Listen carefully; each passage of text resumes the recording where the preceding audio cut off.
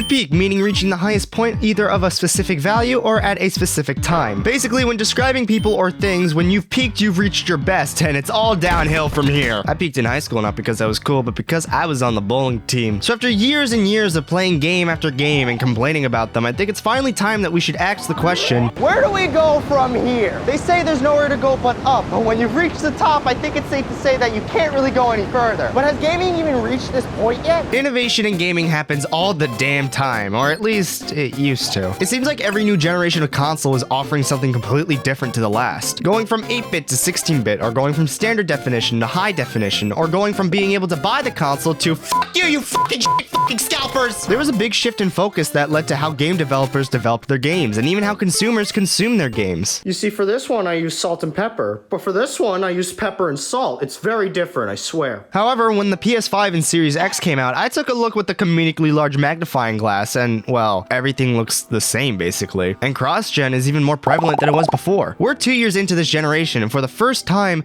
it was almost smarter not to upgrade your systems. That's not to say that if you did upgrade that you were a fool, because these consoles did have more to offer that previous generations didn't have. Like ray tracing, HDR gaming, even more performance, backwards compatibility. You know, these upgrades aren't really as crazy now that I say it out loud. Wait, are you calling me stupid? You know, I'm not entirely sure now. Sure, ray tracing and HDR is a big deal for a lot of people, but also a lot of games that do support it don't really utilize them to their full potential. Yeah, let's just make everything a reflection. That's it! I mean, honestly, what's the point of tracing my rays if I'm swinging around Manhattan at 120 miles per hour? When you do see it, there is a bit of a wow factor, but for me, unless it's pointed out or unless it's in a comparison video, I don't really feel the impact like I did with graphical upgrades on other consoles. But developers aren't blind to this fact at all. They also know that graphics have kind of stagnated in the world of gaming, for now at least. So there have been other developments and innovations that have been made to make games feel a little bit more grand. For example, scope. But instead of seeing things from far away, it's... Games have been getting a little bit more crazy with their worlds as of lately. Now more than ever have players been given more control over their character, and they have the ability to complete objectives and stories in any way that they see fit. These places are huge, and you can do almost anything in them. I mean, surely this alone means gaming hasn't peaked, right?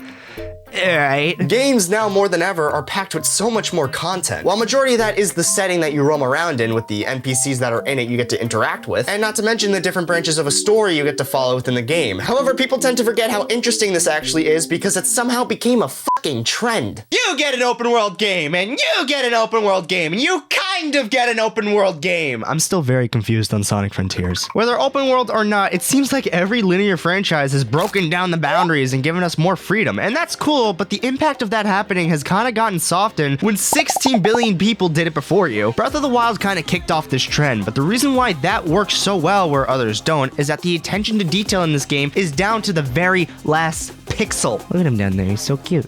I named him Craig. People are still discovering things about this game to this day, and if you're not into open world games, you can still get a linear experience just by following the quest guidelines. It is truly a game for everybody. And then every company in the world decided, hey man, can I copy your homework? I swear I'm not gonna make it the same. I swear to God. But that's not even the only trend that's been happening as of lately. If a game's not an open world game, it's considered a sandbox game and marketed as having even more freedom than previous entries. But this isn't really a selling point anymore when other games are seemingly doing it all the time and sometimes even doing it better. Is it safe to say from this aspect that gaming has peaked? Well, if there wasn't a way to get more variety, I would say maybe, but oddly enough, the only place to get different types of gameplay has been in the indie game scene. So many games are coming out with new and fresh ideas, just not from the AAA boys. When an indie game does follow newer trends, it's heavily stylized and looks different, therefore it feels different. And there's been a huge rise within the indie game development scene, and it's almost a no-brainer as to why all these games are gaining such notoriety. These developers are not afraid to do something new and break out of that formality that modern gaming has accidentally seeped into. We get more variety, like 3D platformers, unique RPGs, stories that connect with the player on a more personal level. F it, throw a light gun in there just for the kids. It's kind of upsetting that to a general audience, these games won't be marketed to them as much or even have an appeal, because just like with movie studios, now game studios are a brand and people just love following those brands. And the option is still there with various indie game success stories, and the indie scene only ever grows. But if bigger studios aren't going to change up the gameplay as much, what else is there to really innovate on? Well, what about what goes outside of the game? Yep, that's right. The controller. When the software doesn't feel pretty anymore, we have to go into the real world and with the things that aren't broken. You see, Microsoft got it right. They just kind of didn't change shit about their controller and everyone was happy. Sony and Nintendo, on the other hand, decided that these things are tactical weapons that need all the features. HD rumble, haptic feedback, dynamic triggers, lights on the controller, drifting joysticks, motion controls. My favorite feature is this one.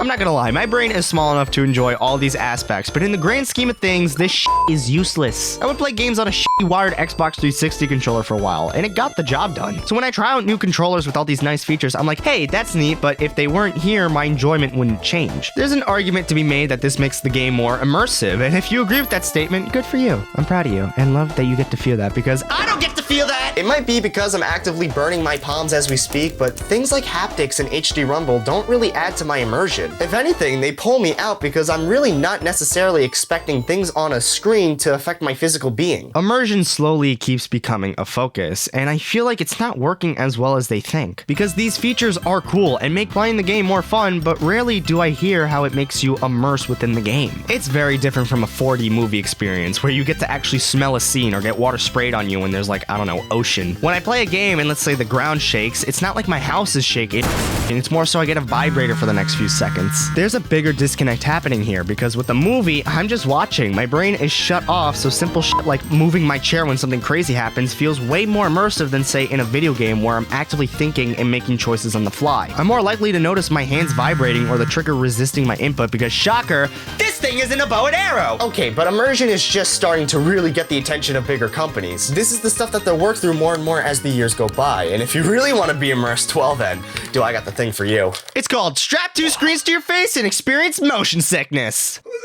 VR is kind of weird, not only as a medium, but as a discussion within gaming in general. It's often its own little world of innovations and such, but when talking about gaming and where it innovates, VR is a big topic. There is nothing more immersive than being able to physically interact with the digital world. It surrounds your worldview and tricks your brain into thinking you're in a different environment. Wow, it's like I'm actually at the edge of a building. How cool is that?